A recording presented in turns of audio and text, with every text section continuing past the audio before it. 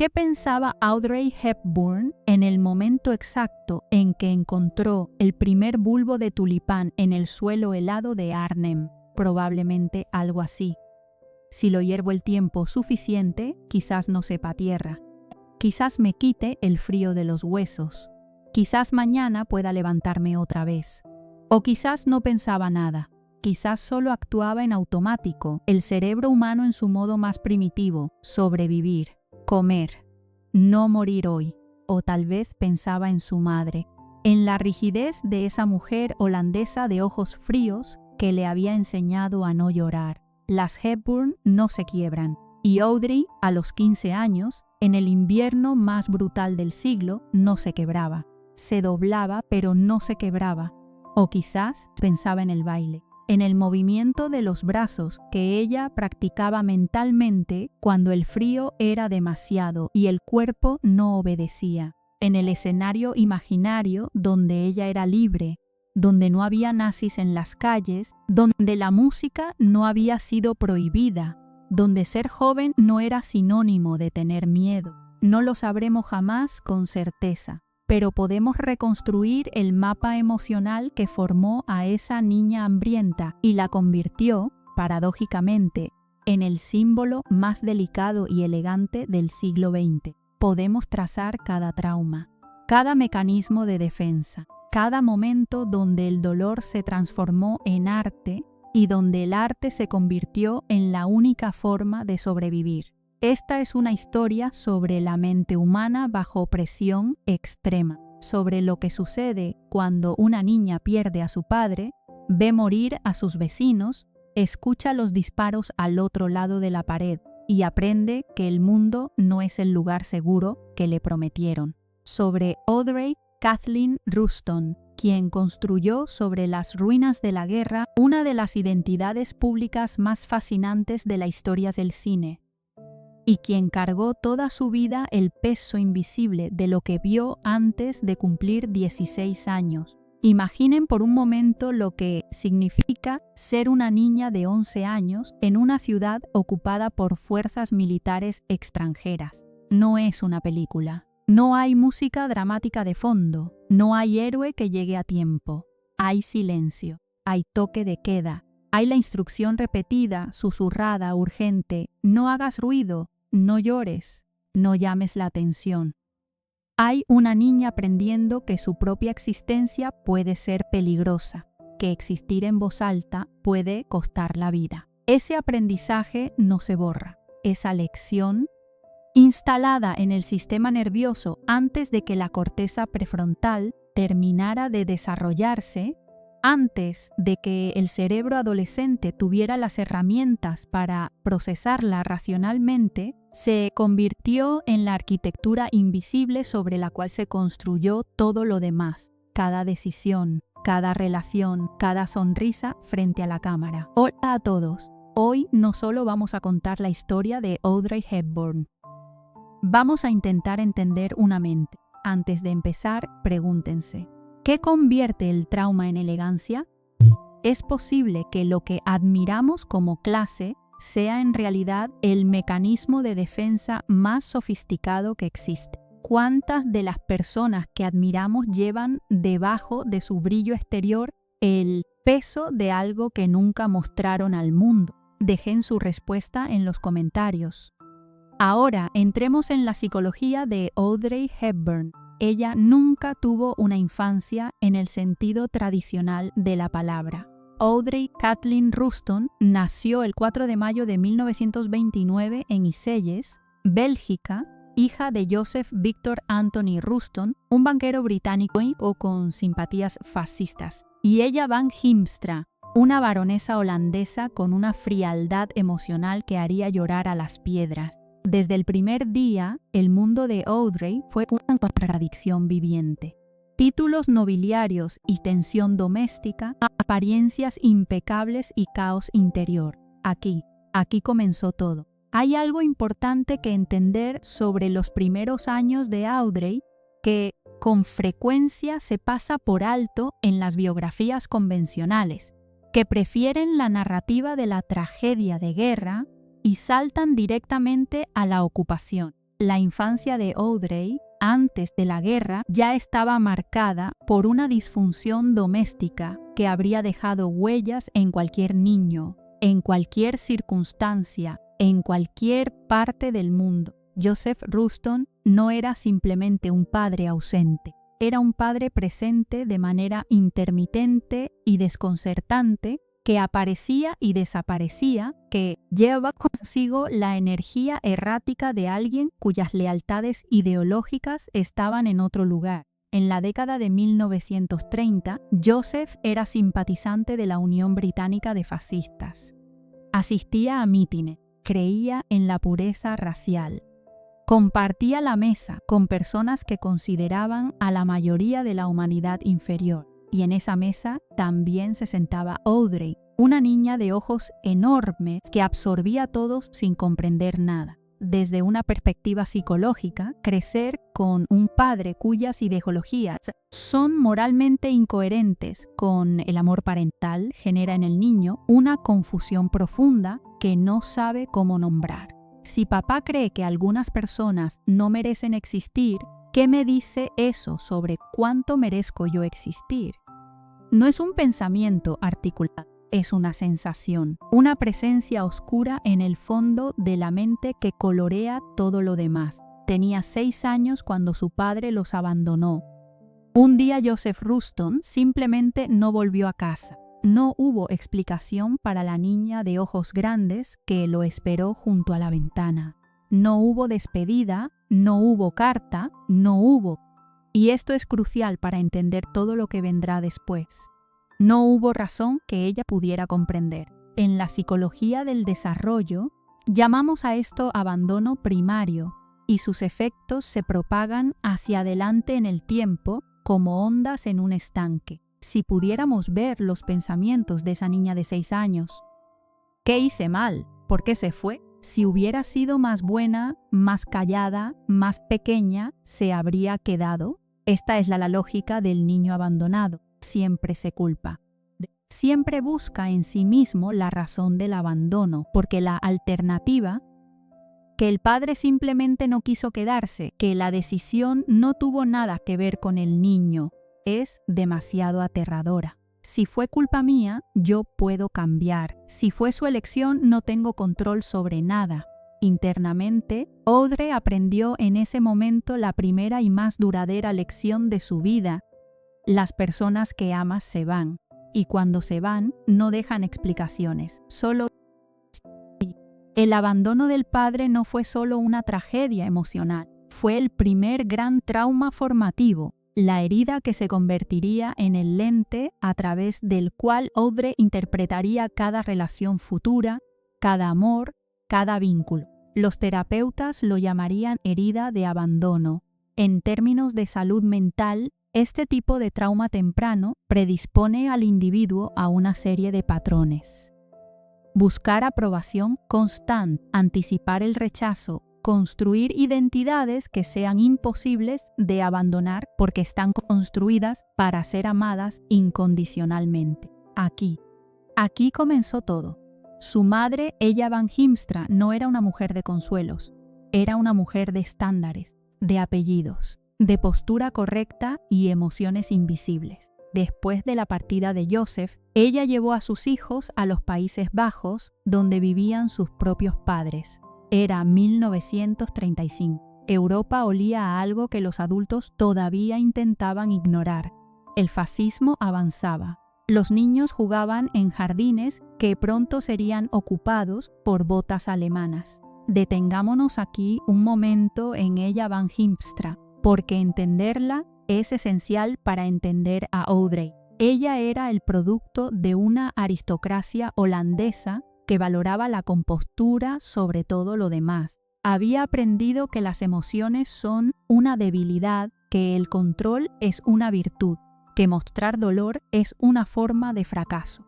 Cuando su matrimonio con Joseph colapsó, no se permitió llorar, al menos no frente a sus hijos. Y así, la pequeña Audrey creció con 2 lecciones contradictorias grabadas simultáneamente en su psique. La primera, heredada del abandono del padre: soy la razón por la que las personas se van. La segunda, aprendida de la frialdad materna. Las emociones son peligrosas y deben ocultarse. Juntas, estas dos lecciones crearon el manual de funcionamiento emocional que Audrey utilizaría durante décadas. Audrey fue enviada a una escuela en Arnhem, una ciudad holandesa que en pocos años se convertiría en un campo de batalla. Pero por ahora era simplemente una niña con un nombre poco común en una ciudad que no era la suya, intentando encajar, intentando ser suficiente, intentando no despertar demasiado la atención de una madre que dispensaba el afecto con la misma parsimonia con que un avaro dispensa monedas. El patrón era claro, incluso entonces. Audrey aprendió a hacerse pequeña para no molestar.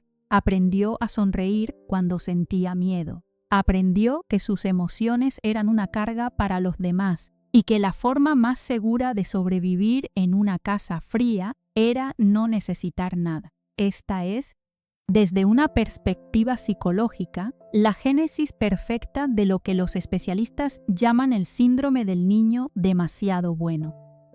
La supresión sistemática de las propias necesidades emocionales para mantener la aprobación de figuras de apego inconsistentes. Los niños con este patrón aprenden a ser extraordinariamente sensibles a los estados emocionales de los adultos que los rodean. Se convierten en expertos en detectar el humor de sus cuidadores, en anticipar sus necesidades, en ajustar su propio comportamiento para minimizar el conflicto y maximizar la aprobación. Son, en pocas palabras, los niños perfectos que no dan problemas. Y son también los adultos que más problemas tienen para identificar y satisfacer sus propias necesidades. Y entonces llegó la guerra, y todo cambió, y nada volvió a ser lo mismo jamás. El 10 de mayo de 1940, los alemanes invadieron los Países Bajos.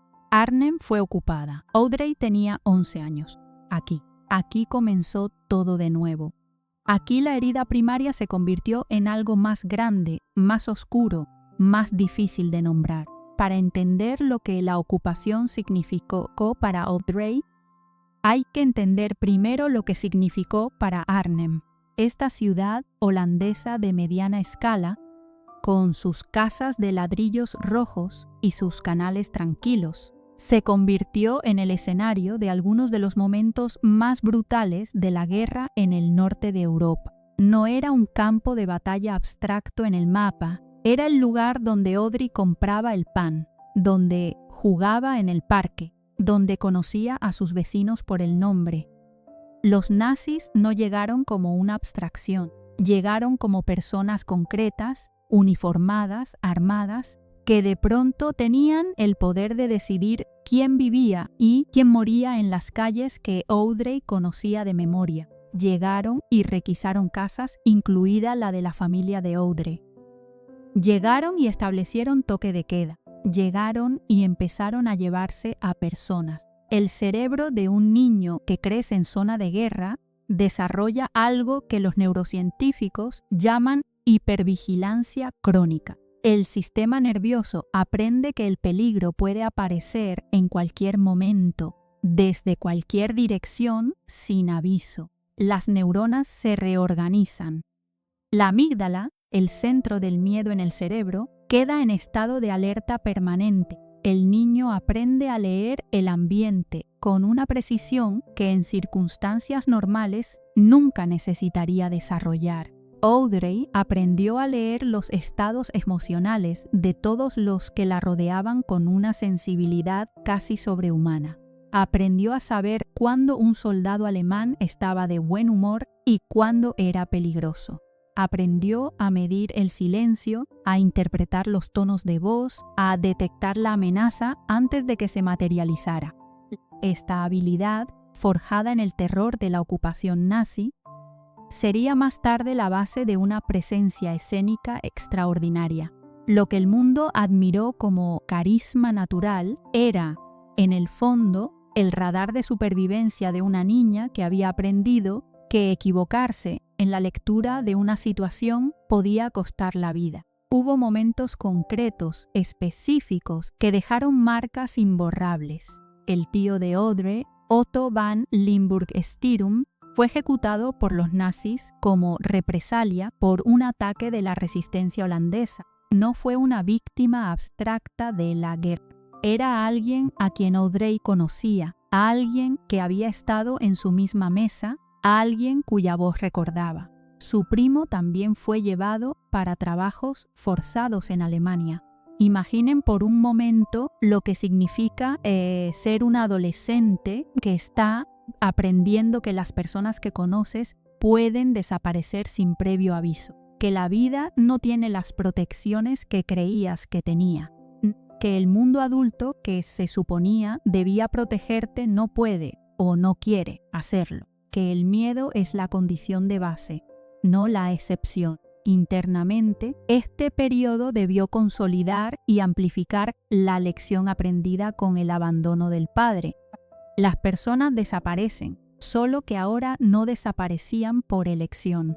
Desaparecían por la violencia arbitraria de un sistema que los había convertido en números, en obstáculos, en prescindibles. Trauma 1, edad 16. Abandono del padre sin explicación. Efecto. Herida de abandono que generaría una búsqueda hostisca crónica de aprobación y terror al rechazo en todas las relaciones futuras. Trauma 2, edad 11-15, ocupación nazi de Arnhem, años de terror, hambre, muerte, ejecución del tío, desaparición del primo. Efecto.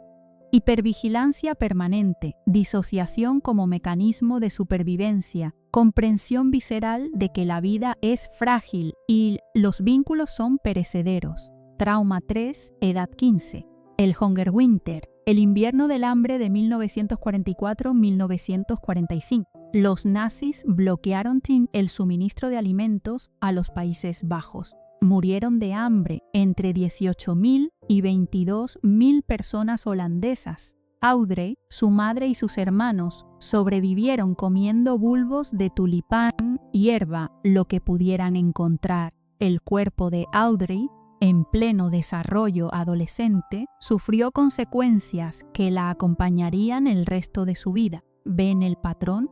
Cada herida no sanada se convierte en terreno fértil para la próxima. Y cada trauma dejó en Audrey una marca que ningún Oscar, ningún vestido de Givenchy, ninguna amación del público mundial lograría borrar completamente. El Hungerwinter merece un momento especial de atención, porque es el episodio que da nombre a este documental y que es, en muchos sentidos, el más formativo de todos. No solo por su brutalidad, la imagen de una niña de 15 años buscando bulbos de flores para no morir de hambre en las calles de una ciudad europea es de una violencia casi imposible de procesar, sino por lo que le hizo al cuerpo de Audrey en un momento crítico del desarrollo. Los nutricionistas y médicos que estudiaron a los sobrevivientes del Hungerwinter encontraron consecuencias a largo plazo que iban mucho más allá de la desnutrición temporal. Los adolescentes que pasaron el invierno del hambre tenían mayor susceptibilidad a enfermedades crónicas, sistemas inmunológicos comprometidos, y esto es fundamental. Una relación alterada con el hambre y la saciedad que permanecía décadas después. El cuerpo que aprende que la comida puede desaparecer no olvida esa lección. Sigue esperando la próxima escasez, incluso cuando hay abundancia. Ahí está una de las raíces de todo lo que vendría después. La máscara de Audrey Hepburn es quizás la más perfecta que el siglo XX haya producido. Y lo decimos no como crítica, sino como observación casi clínica de un proceso de construcción identitaria que comenzó en las condiciones más extremas imaginables. Era 1944, el invierno más frío de la memoria holandesa. Los nazis, en represalia por la resistencia holandesa durante la batalla de Arnhem, una de las operaciones aliadas más catastróficas de la guerra, habían impuesto un bloqueo total. No había comida, no había combustible, no había esperanza visible. Foto. Una adolescente de piernas largas en un escenario improvisado en un sótano, bailando para recaudar fondos clandestinos para la resistencia, con una sonrisa que no tiembla. Realidad. Una niña de 15 años que esa mañana había comido harina de tulipán hervida y que sentía el mundo girar levemente cada vez que se ponía de pie demasiado rápido. Una niña cuyos tobillos estaban hinchados por la desnutrición. Una niña que bailaba en silencio porque si hacía demasiado ruido, los soldados que patrullaban la calle podían escuchar. La brecha entre ambas era un abismo. Audrey bailaba en sótanos, en salones oscuros, en espacios donde la luz de velas era lo único disponible. Bailaba para recaudar dinero para la resistencia sin que los nazis supieran lo que ocurría. Y mientras bailaba, algo sucedía en su interior que es crucial para entender todo lo que vino después. El baile se convirtió en el único espacio donde el miedo no la alcanzaba. El movimiento era control. El arte era seguridad. El escenario era el único lugar donde ella, Audrey, decidía quién era. Los terapeutas lo llamarían disociación funcional. Cuando el entorno es demasiado amenazante para ser procesado de manera integrada, la mente humana aprende a compartimentar. Hay un Audrey que siente el terror y hay otro Audrey que baila, que sonríe, que convierte el dolor en movimiento elegante. La segunda Audrey le permite a la primera sobrevivir. Por fuera, disciplina, elegancia, control absoluto del cuerpo. Por dentro, una mente adolescente procesando ver cadáveres en las calles de Arnhem, escuchar a su tío y a su primo ser tomados por los nazis, calcular cuántas calorías podían extraerse de una planta de jardín. Después de la guerra, esta división no desapareció, se refinó, se convirtió en arte. La liberación de los Países Bajos llegó en mayo de 1945. Audrey tenía 16 años. Los soldados aliados distribuían chocolate y cigarrillos. La gente lloraba en las calles y Audrey, que había sobrevivido 5 años de ocupación y un invierno de hambre, se encontró de repente en un mundo donde se suponía que había que celebrar. Pero el sistema nervioso no recibe el memo de la paz con la misma rapidez con que llegan las tropas liberadoras. El cerebro, que había pasado 5 años en modo de supervivencia, no se desactiva con la firma de un armisticio. La hipervigilancia no desaparece porque los soldados alemanes se vayan. El miedo que se ha instalado en el cuerpo necesita tiempo, trabajo, a veces años de terapia intensiva para comenzar a ceder. Audrey no tuvo ese tiempo. Audrey tuvo que sobrevivir. Cuando Audrey llegó a Londres a principios de los años 50, era una joven de huesos finos, ojos enormes y una cualidad que nadie sabía exactamente cómo describir. No era la belleza convencional de la época. Las actrices de Hollywood eran curvilíneas, sensuales, presentes en su corporalidad. Audrey era otra cosa, etérea, casi frágil, con una intensidad en la mirada que parecía mirar desde adentro hacia afuera ahora de una manera ligeramente diferente a los demás. Lo que nadie entendía entonces era que esa intensidad era en parte el producto de años de hipervigilancia. Esa forma de estar completamente presente, de escuchar con todo el cuerpo, de hacer que la persona con quien hablabas sintiera que eras el único ser en el universo. Era el radar de supervivencia de una niña de guerra, ahora aplicado a las relaciones humanas en tiempos de paz. Su diálogo interno decía probablemente, entiéndelos. Haz que te necesiten, porque si te necesitan no te dejarán, y si no te dejan, estarás segura. Por fuera, la musa perfecta de Hubert de Givenchy, el icono de estilo que redefinió lo que significaba ser elegante en el siglo XX. Por dentro, una mujer que nunca terminó de creer que merecía el espacio que ocupaba. La relación con Givenchy merece un análisis psicológico propio. Hubert de Givenchy y Audrey Hepburn Se conocieron en 1953, cuando ella llegó a su atelier en París para el rodaje de Sabrina y él esperaba a Katharine Hepburn. La confusión de nombres fue el inicio de una de las amistades más extraordinarias de la historia de la moda.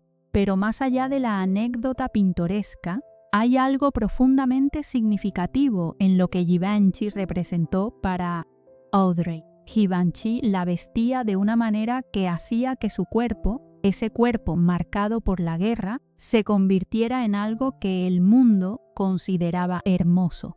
Los vestidos de línea A que diseñó específicamente para ella, sin curvas marcadas, sin escotes pronunciados, sin la corporalidad exuberante que el de los 50 consideraba deseable, tomaban exactamente el tipo de cuerpo que Audrey tenía y lo convertían en un ideal. Era, de alguna manera, la redención estética de los años del hambre. La construcción de la máscara de Audrey tuvo varios momentos clave. El primero fue cuando decidió que su apellido artístico sería Hepburn, el apellido de su abuela materna, borrando el Rustos del padre que la abandonó. Es un gesto pequeño, casi imperceptible, pero desde una perspectiva psicológica, es un acto de rechazo del abandono. Si él me abandonó a mí, yo lo abandono a él. Primero. El segundo momento fue su relación con Colt, la escritora francesa que la vio actuando en una pequeña obra en Montecarlo en 1951 y declaró: «Es ella, es Gigi». Colette tenía 78 años y una claridad casi vidente. Vio en Audrey algo que la propia Audrey todavía no sabía ver en sí misma, la posibilidad de ser otra persona, la posibilidad de que la máscara fuera suficientemente real. Internamente ese momento fue sin revelación y como un terror simultáneos. Me ven. Pero, ¿qué ven? ¿Pueden ver también lo que hay detrás? Por fuera, la estrella emergente del teatro de Broadway que recibe su primera nominación y luego su primer Tony Award en 1952. Por dentro, una joven que seguía sintiendo que en cualquier momento alguien iba a descubrir que era un fraude, que la niña hambrienta de Arnhem no tenía derecho a estar bajo esas luces. La brecha entre ambas era un abismo, y luego llegó Roman Holiday en 1953, y con ella el Oscar, y con el Oscar algo que Audrey no había anticipado, la imposibilidad de la anonimia. De repente no podía caminar por una calle sin ser reconocida, no podía entrar a un restaurante sin que las cabezas giraran, no podía ser, aunque fuera por un momento, simplemente Audrey Kathleen Ruston, la niña de Arnhem. Debía ser permanentemente Audrey Hepburn, la estrella, el ícono, la perfección encarnada. Solo sonríe, no muestres que estás agotada, no muestres que tienes miedo, no muestres que por dentro todavía hay una niña de 15 años buscando bulbos en el suelo helado.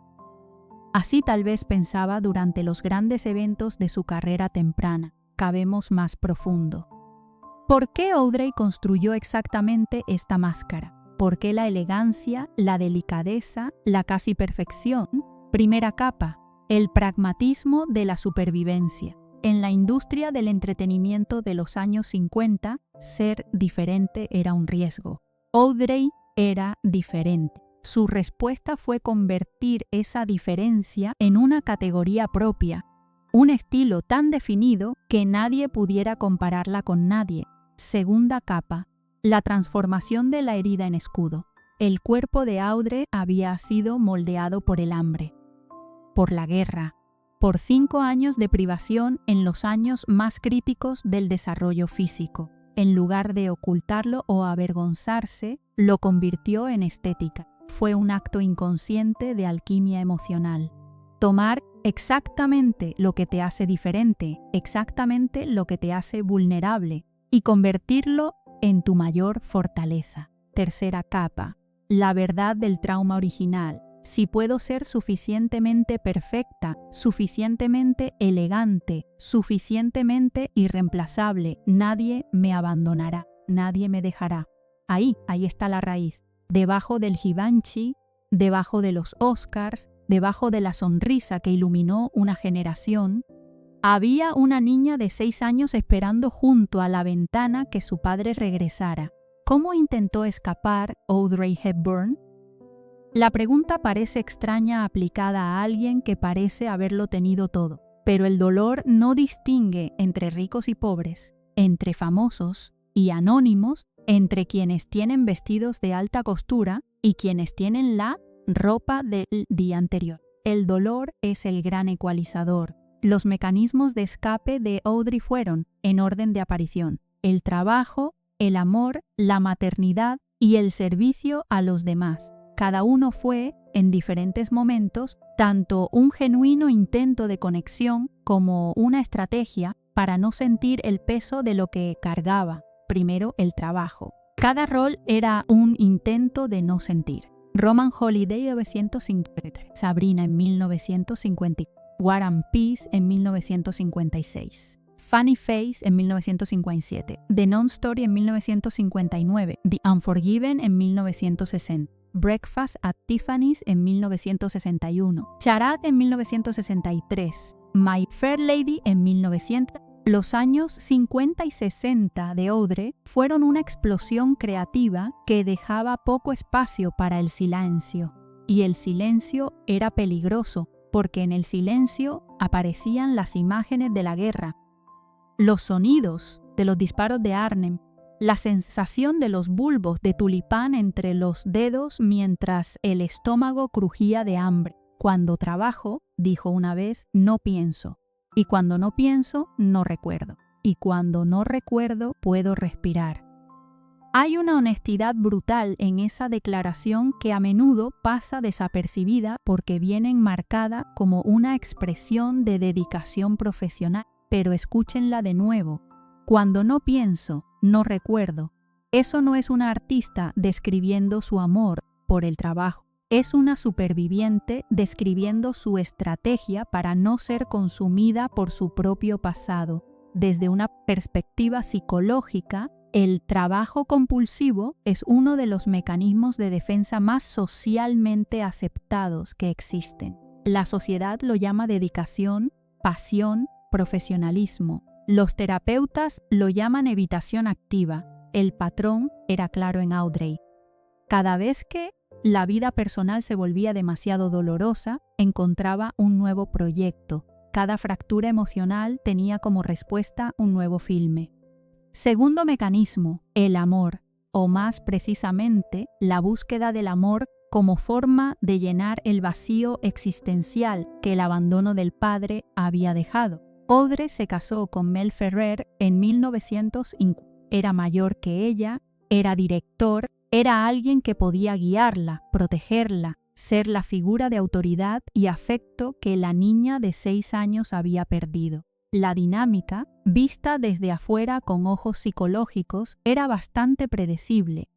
Una mujer con herida de abandono busca inconscientemente a alguien que ocupe el espacio vacío del padre ausente y encuentra a alguien que puede cumplir ese rol al menos al principio. Si pudiéramos ver sus pensamientos en el momento de la boda, por fin. Alguien que se queda, alguien que me ve, alguien que elige quedarse. Quizás esta vez nadie se irá.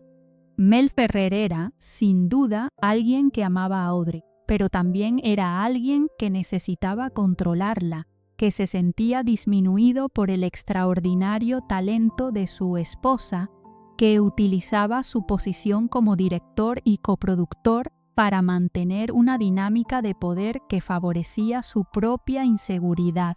Y Audrey, con su herida de abandono y su necesidad de mantener a las personas cerca a cualquier costo, había permitido que esto ocurriera durante años. Cada relación era un intento de no sentir el vacío original. Y cuando la relación no llenaba ese vacío, como ninguna relación puede hacerlo, porque ese trabajo solo puede hacerlo uno mismo, el dolor regresaba. Los abortos espontáneos fueron otro capítulo de este dolor. Audrey tuvo múltiples pérdidas antes de lograr llevar a término a Sean, nacido en 1960. Cada pérdida era desde su perspectiva, una confirmación de algo que temía profundamente, que no era suficiente, que su cuerpo, ese cuerpo que la guerra había dejado frágil, ese cuerpo que nunca recibió suficientes nutrientes en los años críticos del desarrollo,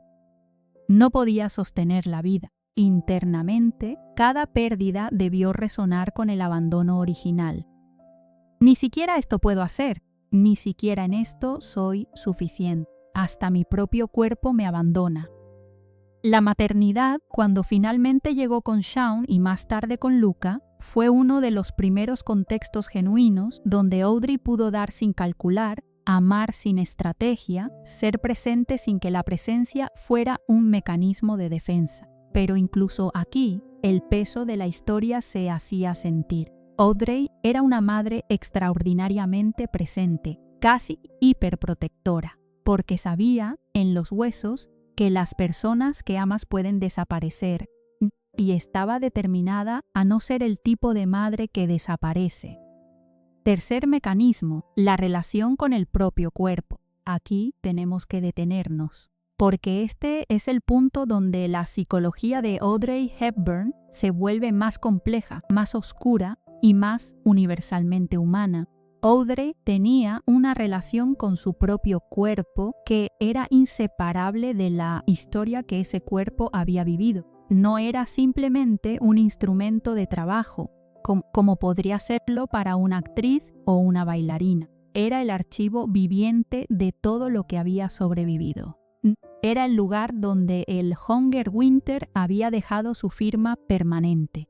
Era el campo de batalla y el testigo simultáneo. Desde una perspectiva psicológica, las personas que han experimentado privación extrema en los años de desarrollo desarrollan una relación con la corporalidad que nunca termina de normalizarse. El cuerpo que aprendió que la abundancia no es garantizada, que la saciedad puede ser interrumpida en cualquier momento, que el bienestar físico es un privilegio precario. No se relaja completamente con la llegada de la prosperidad. Si yo controlo lo que pasa en mi cuerpo, dice el mecanismo de defensa construido durante la guerra, nadie puede volver a quitarme nada sin mi permiso. La guerra me privó.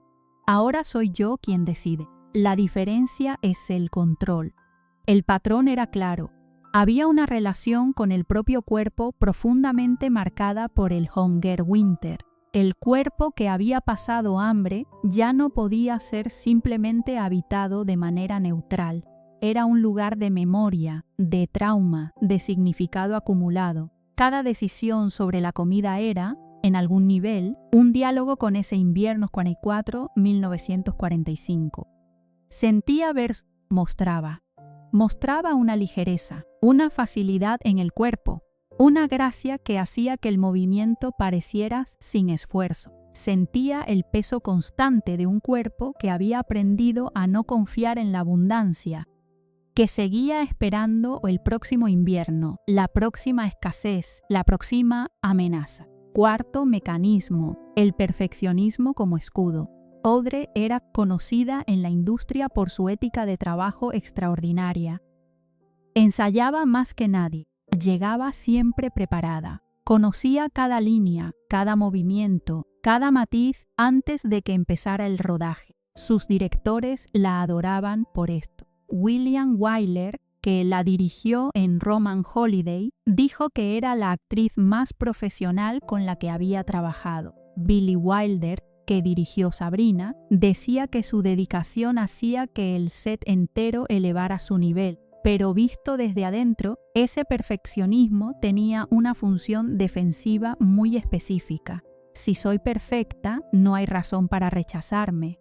Si soy perfecta, nadie puede encontrar el motivo para irse. Si soy perfecta, lleno es el espacio que el padre ausente dejó con algo que nadie puede quitarme, la excelencia. El problema con el perfeccionismo como mecanismo de defensa es que es autodestructivo por definición. La perfección no existe. El estándar siempre puede subirse un poco más. El trabajo siempre puede ser un poco mejor. y así el perfeccionista queda atrapado en una carrera que nunca puede ganar, pero que tampoco puede abandonar, porque abandonarla significaría enfrentarse a la pregunta que el perfeccionismo existe para evitar. ¿Soy suficiente sin la perfección? Cada ensayo repetido hasta el agotamiento era un intento de no sentir la incertidumbre fundamental que vivía en su núcleo, la certeza de que, en cualquier momento, todo podía derrumbarse. Imaginen despertar cada día sabiendo que su valor depende de su desempeño, que un mal día podría ser suficiente para que alguien decida que no son suficientes, que el único control real que tienen sobre su vida es hacer su trabajo tan perfectamente que nadie tenga razones para irse. ¿Cuánto tiempo resistirían antes de que el agotamiento los quebrara? Audrey resistió décadas. Pero el costo fue inmenso. Antes de continuar, hagamos una pausa. ¿Alguna vez han sentido que están viviendo una vida que no eligieron del todo? Que hay una versión de ustedes que el mundo ve y una versión de ustedes que solo existe en el silencio de las 3 de la mañana, cuando nadie está mirando. ¿Alguna vez han usado el trabajo, el amor, la perfección como formas de no tener que quedarse quietos con ustedes mismos? Audrey sintió eso durante décadas. La diferencia es que su escenario era el mundo entero. Su audiencia eran millones, su jaula era de oro, sí, pero seguía siendo una jaula. Continuemos. Hay un momento en la vida de Audrey Hepburn que funciona como línea divisoria. Antes y después, el momento donde la máscara comenzó a agrietarse de maneras que ya no podían ocultarse completamente. Era 1967. Audrey tenía 38 años y llevaba casada 13 años con Mel Ferrer. La relación, que había comenzado como una salvaguarda contra el abandono, se había convertido en su propia versión de esa prisión. Mel era controlador. Mel había insistido en coproducir algunas de sus películas, en tener voz en sus decisiones profesionales, en ser más que un esposo. Una sombra constante que definía su carrera tanto como la propia Audrey. Ya no podía más, simplemente ya no podía. El divorcio fue, en muchos sentidos, el primer acto verdaderamente independiente de su vida adulta. Fue también el más aterrador, porque ahora tenía que enfrentarse a la pregunta que había estado evitando desde los 6 años. ¿Quién es Audrey Hepburn cuando nadie la define desde afuera? Internamente, ese periodo debió sentirse como caída libre. Si no soy la esposa de Mel, ¿quién soy? Si no soy la actriz perfecta, ¿qué queda? ¿Hay algo ahí debajo de todo esto que valga la pena? El segundo matrimonio con el psiquiatra italiano Andrea Dotti en 1969 fue revelador de otra manera. Que Audrey eligiera específicamente a un psiquiatra no es, desde una perspectiva psicológica, un dato menor. Hay algo en esa elección que habla de una búsqueda. Que vea lo que está debajo, que tenga las herramientas para comprenderme. Pero los matrimonios no funcionan como terapia. Y Andrea Dotti, que era carismático y brillante, resultó ser también profundamente infiel. Las infidelidades eran conocidas en los círculos romanos. Eran, en cierto sentido, un secreto a voces que todos conocían excepto oficialmente Audrey. Y Audrey, nuevamente, eligió quedarse durante años, porque irse significaba confirmar lo que más temía, que no era suficiente para retener a nadie. ¿Por qué se va? ¿Qué está buscando en esas otras mujeres que no encuentra en mí? ¿Qué debo cambiar? ¿Qué debo hacer diferente? ¿Por qué nunca soy suficiente? Así tal vez resonaba ese segundo abandono lento, ese alejamiento gradual en la mente de una mujer que había aprendido desde los 6 años que las personas que amas eventualmente se van. Ya no podía más. Simplemente ya no podía. El colapso del yo de Audrey no fue dramático en el sentido cinematográfico. No hubo un escándalo público, no hubo un colapso en la alfombra roja. No hubo el tipo de quiebre visible que la cultura popular asocia con las crisis. El colapso de Audrey fue silencioso, gradual y mucho más profundo que cualquier escena de película. Era el tipo de crisis que no genera titulares porque ocurre en los intersticios de la vida, en los momentos entre las cámaras, en las noches que nadie documenta. Se manifestó en el retiro. A principios de los 70, Audrey comenzó a rechazar proyectos. La mujer que había filmado de manera casi ininterrumpida durante 2 décadas de repente empezó a decir que no. Se instaló en Tolochenaz-sur-Morges, un pequeño pueblo suizo, con sus perros, su jardín, sus hijos. Salió del mundo que la había definido. Desde afuera, esto fue interpretado como el retiro elegante de una estrella que decidía salir en la cima. Desde adentro era algo más complejo. El agotamiento de alguien que había sido pública durante demasiado tiempo, que había dado demasiado de sí misma, que necesitaba urgentemente encontrar quién era cuando nadie estaba mirando. Necesito silencio, necesito tierra, necesito no ser Audrey Hepburn por un tiempo y ver qué queda. Así, tal vez pensaba en ese periodo de retiro suizo. Lo que quedó fue más sustancial de lo que esperaba. Quedó una madre genuinamente presente para sus hijos Sian y Luca, una presencia que ella nunca había tenido. Quedó una mujer de jardín, de perros, de tardes largas en Suiza, de la simplicidad que la guerra le había enseñado a valorar y que la fama le había arrebatado por décadas. Quedó el gusto por los rituales domésticos, por cocinar para los suyos, por la paz de lo cotidiano.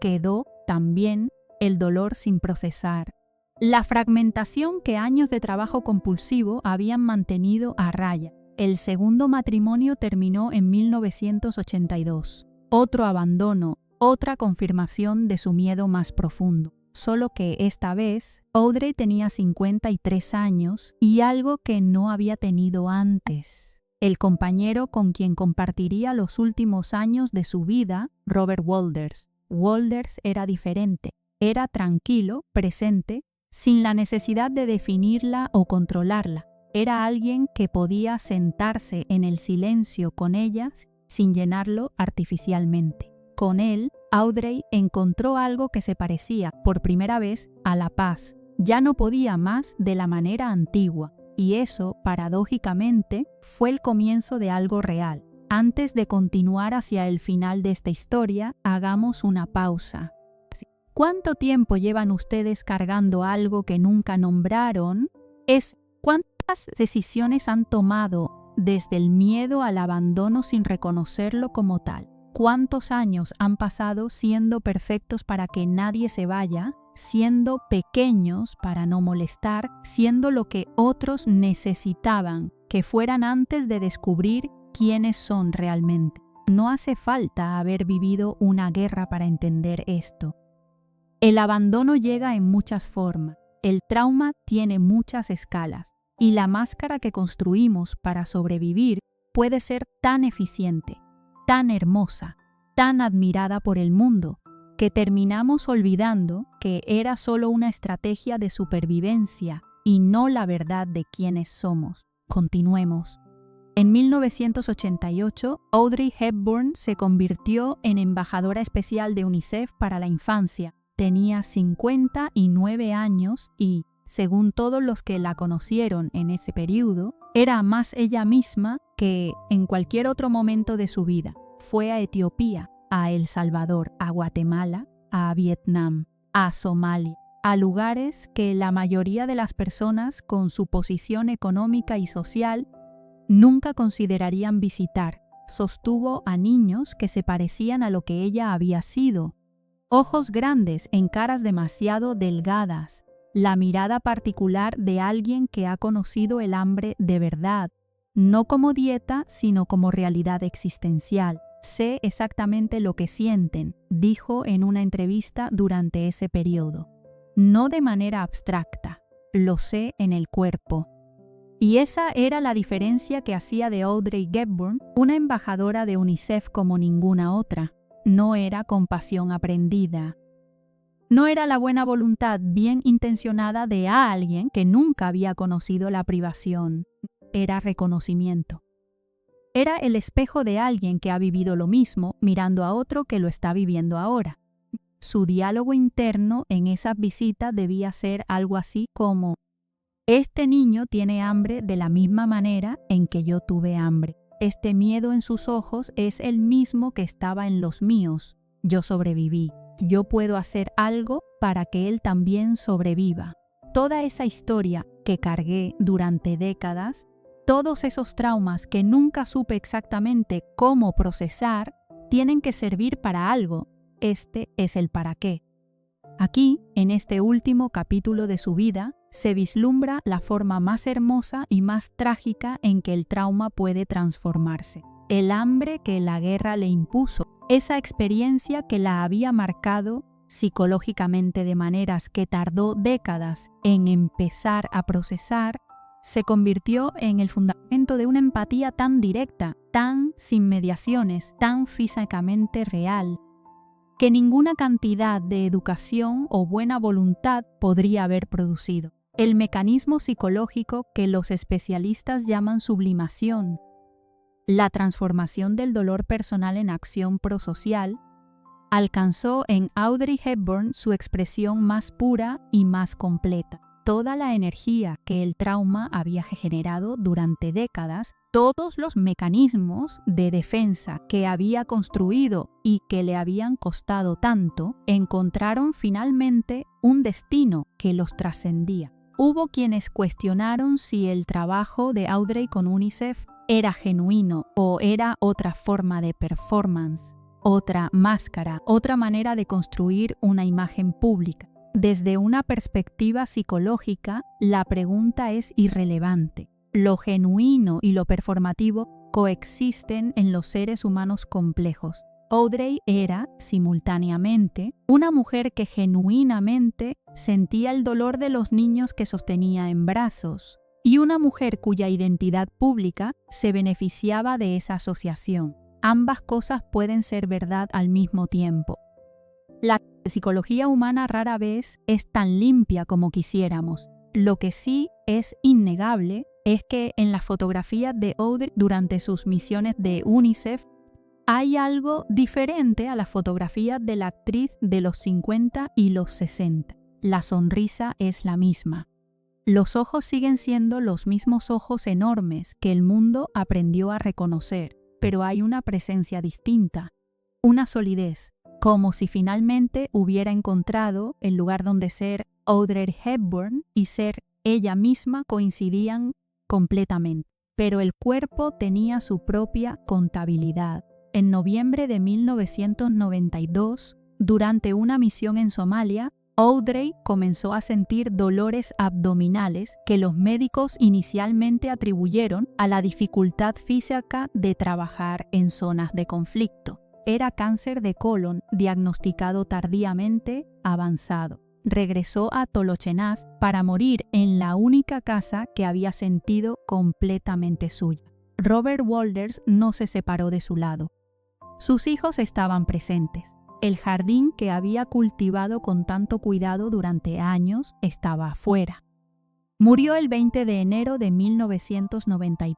Tenía 63 años. Al final, Audrey Hepburn no murió solo de cáncer de colon. Murió de todo lo que la guerra le había hecho al cuerpo, que no recibió suficiente nutrición en los años críticos del desarrollo. Murió del estrés crónico de décadas de hipervigilancia que nunca terminó de apagarse completamente.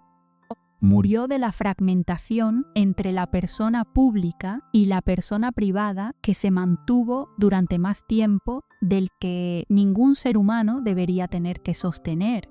Murió también de amor excesivo a los demás y demasiado poco, durante demasiado tiempo a sí misma. ¿Qué nos enseña esta mente?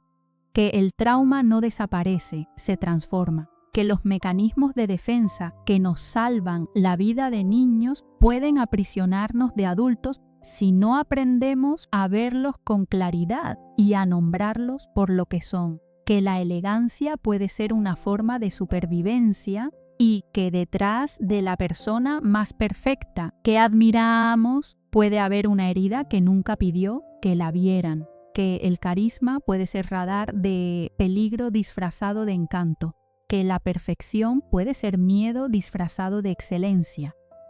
Nos enseña también que la transformación es posible, que el hambre de Arnhem pudo convertirse en empatía por millones de niños hambrientos, que la hipervigilancia de la ocupación pudo convertirse en la atención extraordinaria que hacía que cada persona frente a Audrey se sintiera la única persona en el mundo, que el abandono del padre pudo convertirse eventualmente y con mucho trabajo en la capacidad de dar un tipo de amor constante, presente y sin condiciones que ella tardó décadas en aprender a darse a sí misma. Nos enseña que la jaula de trauma puede tener una puerta, pero hay que encontrar la llave, y a veces la llave aparece muy tarde, y a veces, como en el caso de Audrey, solo aparece en los últimos años de una vida que había estado esperando esa apertura desde el principio. Es fácil juzgar desde fuera, decir yo habría ido a terapia antes, yo habría dejado a Mel en el primer año, yo no habría permitido que me controlaran, Pero ustedes no cargaban el peso específico de haber visto a su tío ser ejecutado a los 12 años en las calles de su propia ciudad. No tenían el cuerpo que el Hunger Winter había formado, el cuerpo que seguía esperando la próxima escasez décadas después de la última. No vivían con la certeza física instalada en los huesos antes de que el cerebro pudiera razonar, de que las personas que amas desaparecen sin decir por qué. Audrey Hepburn hizo lo mejor que pudo con las herramientas emocionales que tenía. Construyó una identidad magnífica, extraordinaria, única en el siglo XX sobre las ruinas de una infancia rota. Encontró en el arte una forma de sobrevivir al silencio y en el servicio a los demás una forma de dar sentido retroactivo a todo lo que había sufrido. No fue suficiente para salvarla completamente, pero fue, quizás, todo lo que era humanamente posible para alguien que comenzó donde comenzó ella, y esa es la tragedia real, y también la grandeza real. Antes de cerrar, pongamos en perspectiva lo que hemos visto hoy. Hemos visto a una niña que perdió a su padre a los 6 años y aprendió que el amor es precario. Hemos visto a esa niña sobrevivir una guerra, una ocupación, el hambre extrema, la pérdida de personas amadas. Hemos visto cómo convirtió cada uno de esos traumas en algo que el mundo interpretó como elegancia, como carisma, como perfección. Hemos visto los costos invisibles de esa alquimia y hemos visto, al final, algo que se parecía a la paz. No es una historia de redención simple, no es una historia de trauma superado, es una historia de un ser humano complejo que hizo lo que los seres humanos hacemos: sobrevivir, adaptarnos, construir identidades con los materiales que tenemos disponibles. E intentar en los momentos que nos queda energía para algo más que sobrevivir, encontrar algo que se parezca a la verdad de quienes somos. Dejen en comentarios, ¿qué mecanismos de defensa reconocen en ustedes mismos? Tienen un trabajo que los protege del silencio, un amor que llena un vacío que viene de antes, una máscara que comenzaron a usar por necesidad y ya no recuerdan cómo quitarse. Hay una versión de la historia de Audrey, en escala mucho más pequeña y cotidiana, que reconocen en su propia vida. No hace falta haber vivido una guerra para entender esto. El abandono llega en formas más sutiles. El trauma no siempre viene en forma de bombas y soldados. A veces viene en forma de un padre que nunca llegó a casa, de una madre que nunca supo dar afecto, de una infancia donde aprendiste que tus necesidades eran una carga. Y la máscara que construiste para sobrevivir a eso puede ser tan elaborada, tan convincente, tan admirada por el mundo, que terminaste creyendo que era tú. La pregunta no es si cargamos un peso. La pregunta es si conocemos el nombre del peso que cargamos. Gracias por acompañarme en esta exploración psicológica de una de las mentes más extraordinarias y más heridas del siglo XX. Hasta la próxima, donde seguiremos excavando en la psicología humana a través de vidas que parecían perfectas por fuera y eran, por dentro, tan complicadas y tan valientes como las nuestras.